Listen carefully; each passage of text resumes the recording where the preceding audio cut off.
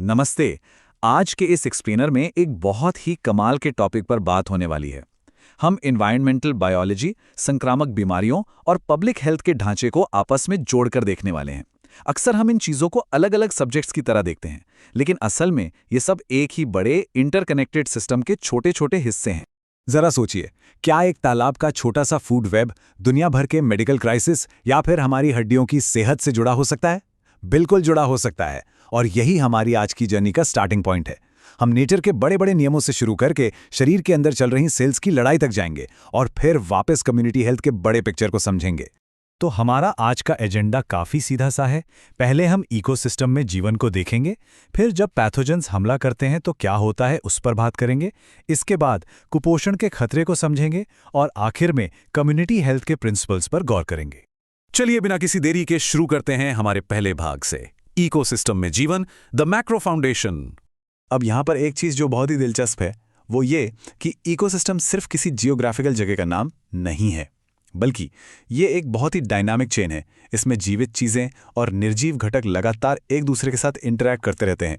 मतलब यहाँ हर एक चीज किसी न किसी दूसरे चीज पर पूरी तरह से डिपेंडेंट है। इस फूड चेन को एक तरह की एनर्जी इकोनॉमी मानकर चलिए। देखिए कैसे सूरज की एनर्जी को पौधे कैप्चर करते हैं और फिर वो एनर्जी एक टिड्डे से मेंढक, फिर सांप और आखिर में एक चील यानी एपेक्स प्रीडेटर तक सीक्वेंशियली पहुंचती है ना? कमाल का सिस्टम। ऊर्जा का प्रवाह कभी नहीं रुकता। इस इकोलॉजिकल पिरामिड को देखने पर एक बात बिल्कुल साफ हो जाती है। इस एनर्जी फ्लो को चालू रखने के लिए प्रोड्यूसर्स यानी पौधों की संख्या को कंज्यूमर्स की तुलना में बहुत ज्यादा होना ही पड़ेगा। देखिए, प्रोड्यूसर्स 50% पर हैं। सच कहें तो यही वो बेस है जिस पर धरती का पूरा बायोलॉजिकल सर्वाइवल टिका हुआ है। तो मेन पॉइंट यहाँ ये है कि जो हमारे बायोटिक फैक्टर हैं, जैसे प्लांट्स, एनिमल्स और डीकंपोजर्स, वो लगातार हवा, पानी और धूप जैसे एबायोटिक यानी भौतिक तत्वों के साथ इंटरैक्ट करते हैं और इस इंटरैक्शन से बायोमास का प्रोडक्शन बना रहता है। इनमें से एक भी चीज कम हुई तो पूरा का पूरा सिस्टम डगमगा जाता है। आगे बढ़ते हैं हमारे दूसरे भाग की तरफ, जब पैथोजेंस का हमला होता है, माइक्रो लेवल इन्वेडर्स। देखिए, बीमारियां कोई रैंडम एक्सीडेंट नहीं होती। असल में ये एक तरह की घुसपैठ है।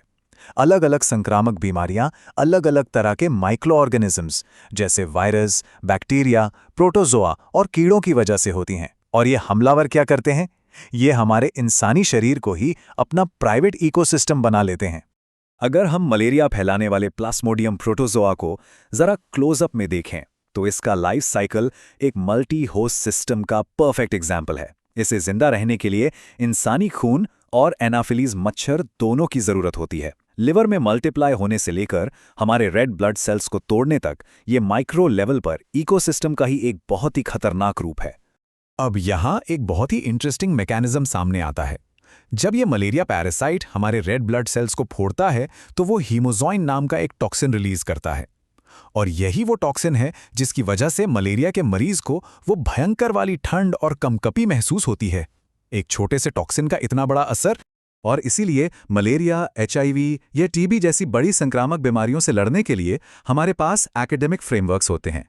ये फ्रेमवर्क्स इन बीमारियों को सिस्टमैटिक तरीके से कैटेगराइज करते हैं ताकि हम इन्हें बेहतर ढंग से समझ सकें और एक ठोस स्ट्रैटेजी के साथ ग्लोबल लेवल पर इनका मुकाबला कर सकें।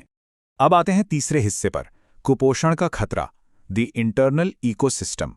यहाँ फोकस इन्फेक्शन से हटकर हमारे शरीर के अंदरूनी इकोसिस्टम पर आ जाता है। देखिए, विटामिन डी की कमी अलग अलग उम्र में कितनी अलग तरह से असर करती है। बच्चों में रिकेट्स सीधे उनकी ग्रोथ प्लेट्स को डैमेज करता है, जिससे हड्डियां मुड़ जाती हैं। वहीं अडल्ट्स में इसे ऑस्टियोमलेशिया कहते हैं, जो पहले से बन चुकी मैच्योर हड्डियों को नरम और कमजोर कर देता है। शरीर के अंदर इस पूरी प्रोसेस को ट्रैक करना किसी थ्रिलर से कम नहीं है। जब धूप या जरूरी न्यूट्रिएंट्स की कमी होती है तो शरीर में कैल्शियम का लेवल गिरने लगता है। इसे हाइपोकैल्सीमिया कहते हैं। अब इसे बैलेंस करने के लिए शरीर पैराथायरॉयड हार्मोन बढ़ा देता है। नतीजा, ब्लड में कैल्शियम मेंटेन करने के लिए हमारा शरीर अपनी ही हड्डियों को गलाना शुरू कर देता है। यह बिल्कुल एक डोमिनो इफेक्ट की तरह है। और इसी बीच ये नंबर आता है -2.4। ये बहुत ही क्रिटिकल नंबर है। ये असल में कैल्शियम फॉस्फेट प्रोडक्ट का एक थ्रेशोल्ड है। अगर किसी ब्लड टेस्ट में ये वैल्यू 2.4 मिलीमोल प्रति लीटर से नीचे आ जाए तो समझ लीजिए ये ऑस्टियोमेलेशिया का एक बहुत बड़ा बायोकेमिकल रेड फ्लैग है। चलिए अब जरा वाइड एंगल से चीजों को देखते हैं। हमारे चौथे और आखिरी भाग में कम्युनिटी हेल्थ के सिद्धांत, द मैक्रो सॉल्यूशन। ये जो स्ट्रक्चरल फ्रेमवर्क है ये हमें बताता है कि कैसे पब्लिक और एनवायरमेंटल हाइजीन असल में बीमारियों के खिलाफ हमारा सबसे बड़ा डिफेंस बजट है। ये सिर्फ एक इंसान को ठीक करने के बारे में नहीं है, ये पूरी की पूरी कम्युनिटी के बचाव की नींव है।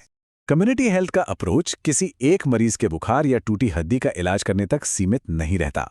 ये पूरे पॉपुलेशन को सेफ रखने के लिए बड़े लेवल पर काम करता है, चाहे वो मलेरिया रोकने के लिए मच्छरदानियों का इस्तेमाल हो, सही तरीके से कूड़े का निपटारा हो, या फिर डाइट में विटामिन डी और कैल्शियम सप्लीमेंट शामिल करना हो। या हेल्थ केयर के दो बिल्कुल अलग अप्रोच साफ दिखाई देते हैं, माइक्रो और मैक्रो। क्लिनिकल मेडिसिन शरीर के अंदर जाकर किसी खास पैथोजन या न्यूट्रिशन की कमी को टारगेट करती है, जैसे मलेरिया के लिए क्लोरोक्वीन देना। लेकिन जो मैक्रो लेवल स्ट्रैटेजी है वो शरीर के आसपास के पूरे एनवायरनमेंट को ही बेहतर बनाती है, जैसे पोल्यूशन कंट्रोल करना या रहने के हालात सुधारना। इन सब चीज़ों को एनालाइज करने के बाद एक बात जो बिल्कुल शीशे की तरह साफ हो जाती है वो ये कि इंसानी सेहत हमारे आसपास के इकोसिस्टम से बुरी तरह से जुड़ी हुई है।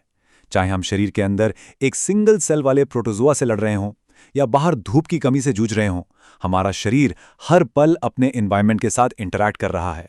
तो आखिर में छोड़ चलते हैं आपको एक सवाल के साथ। हम हर दिन अपने लोकल इकोसिस्टम के साथ जो इंटरैक्शन करते हैं, जो हवा हम सांस में लेते हैं, जो पानी पीते हैं, वो ग्लोबल कम्युनिटी हेल्थ के फ्यूचर को कैसे तय करता है? ये वाकई सोचने वाली बात है ना? इस पूरे कनेक्शन को गहराई से समझने से ही हम एक बेहतर और हेल्दी कल की उम्मीद कर सकते हैं।